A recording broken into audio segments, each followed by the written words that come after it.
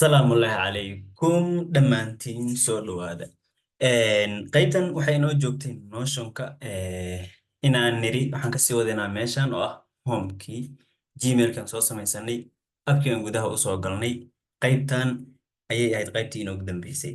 So marka maantana waxaan rabnaa laba qayb inaan ka dabageyno. Qaybta koowaad waa qaybtii dashboardka oo aad kasoo gelaysay. Anaa waxaan qurxinaynaa isticmaalka ugu dambeeya, laakiin marka hore waxaan dhisaynaa qaybtii hore, waxaan dhisaynaa qaybtii ku xigtay, kadib aan macluumaadkii xaraynayna saddex qayb aan u qaybinayna. So marka maanta labadii qayb ugu horreysay baan hal mar rabaa inaan israaciyo hadduu ilaahay na siiyo waqtigan aan soo koobo halkan aan kusii dheeraan. So marka let's start. Meesha waxaa tagaysa ay ku qoran tahay new page markaad dhahdo open in full page baad dhahaysaa. Qaybtaana kuu soo baxaysa meeshan ay ku qoran tahay titleka ku qoranaysa oo ah inay meeshan tahay dashboardkaagii. So waxaa leedahay my dashboard. My dashboard baa ku qoranaysaa. Labadan qayboodna waa bedelina oo meesha ay ku qorantay add cover waa meesha sawirka weyn ee meeshan saaran laga soo saaraysa arki doontiin. Meeshan waa meesha sawirka yar laga soo saaray. So kan aan ku horumarno add cover baad leedahay. Qaybtan change cover baad dhahaysaa. Coverka marka laba qayb baan u qaybinaynaa. Qaybta koowaad waa in sawirka ugu jira aad soo qaadaysid upload baa leedahay. Upload file baa dhihi. Kadib wuxuu ku geynayaa sawiraantaadii ugu dambeeyey meeshay ku jireen ee computerkaaga ku jiray kuwa banaanka ama ah hadday picture yihiin, hadday downloads yihiin, hadday yihiin whatsoever screenshots.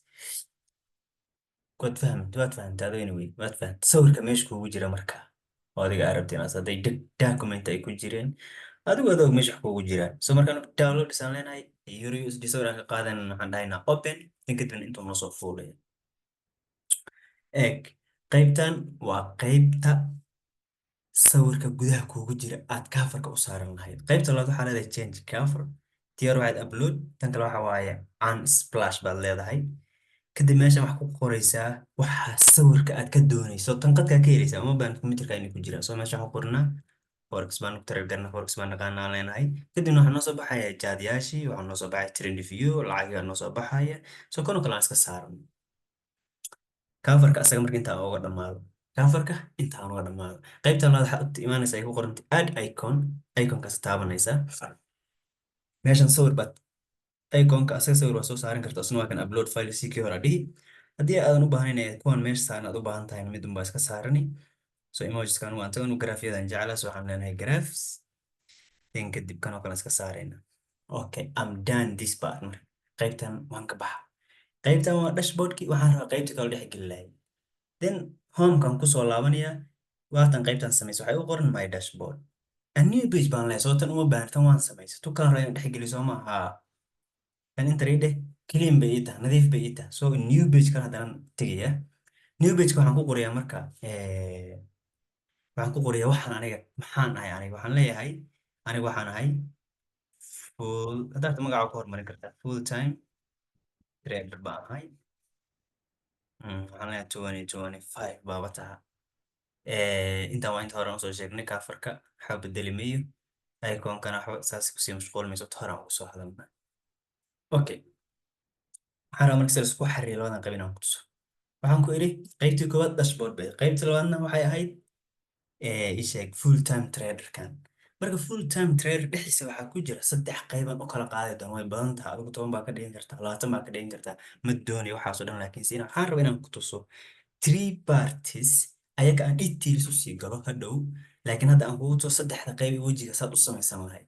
So markaad full time trader iyo magaca waxaan kusoo qoratid enter aad tiraahid hoos aad imaatid slash baad leedahay waxaad tegaysaa qaybta ay ku qoran tahay columns. Waxaad tegaysaa qaybta ay ku qoran tahay columns meeqa xabaan ka rabaa haddaa laba ka rabto waa ku tusi doona saddexdaa ka rabto afartaa ka rabto hadda maxaan ku yidhi saddex qayb baan rabaa inaan u qaybiyo full time trader meeshan igu qoran ee aan rabo inaan waxay xogteed u kaydsado. Saddexda qayb marka wuxuu ii noqonayaa saan waa qaybta koowaad waa qaybta labaad waa qaybta saddexaad. Sidoo kale wax yar baan inta ka iloobay meeshaan tag saddex dhawaa tegaysaa small baa ka dhiganaysaa full width baa leedahay qoraalkan midda dhexda ku jirtaa ka dhiganaysaa qurxin leh waa waxaas dhan. So meeshan ugu horeysan tagayaa saddexda qayb waa kan qaybta koowaad qaybta labaad iyo qaybta saddexaad. Qaybta koowaad markaad tagto slash baad leedahay iyadana computerkaaga ma garana slash meesha ku leeyahay kulli adaa og. so slash baa raadinaysaa then kulti waxaa raadinaysaa tackle waa midan calaamadan belayga u eg. Meesha waxaan ku qorayaan leenahay mon routine morning routine waa qaybta koowaad. qaybta labaadna waxaan leeyahay iyana slash baan leeyahay, so tackle waxaan rabaa aan furan kalaan rabaa inaan xirmi kara. qaybta labaadna waxaan leeyahay trading session. qaybta saddexaadna maxaan leeyahay slash baan leeyahay iyadana saddexdan qayb inaan buuxiyaan rabaa hal mar. waxaan leeyahay qaybta haddana markaan ku dhufto waxaan leeyahay waxaa la yidhaahdo journal. waa qaybtan ku journal garayna, qaybtan waa morning routine-kii, qaybtan waa trading session xilligan trade garaynay, qaybtan waa qaybtan ku aan journal ku sameynaa. maxaa kaloo lagu dari karaa marka qaybahan oo badan sida hadda unbaa meesha intiga saddex soo kama dhigan, shan baa ka dhigan. waxaa dhihi trading routine, waxaa dhihi trading session, waxaa dhihi journal, waxaa dhihi kartaa trading goals, waxaa dhihi kartaa risk management and so on and so forth. adiga og intii adiga kugu filan intaa markaan sameeyo. hadda waxaa rabaa marka mid walba mawduuca goonina usoo gashta new page aan dhihi doonaa, laakiin hadda uma raba inaan dhaho, hadda waxaan rabaa intaan isku qabadsiiyo. so hadda pagekan waan dhisay, full time trader waan dhisay oo saddexdan qayb ka kooban. horna waxaan u dhisay dashboardkay, waxaan rabaa labadaas sidaad isku dhex gelin lahayd oo hal xab uga dhigi lahayd oo kaa markaa soo gashkan lagu keeni lahaa inaan ku tuso qaybtan aan kusoo gabagabeeyo. so homekii baan ku laabanayaa. kii horan sameyn wuxuu kana wuxuu ahaa dashboard, meeshan hoose fiiri aan falaarta ku saaray my dashboard buu ahaa. kan labaad muxuu ahaa full time trader buu ahaa.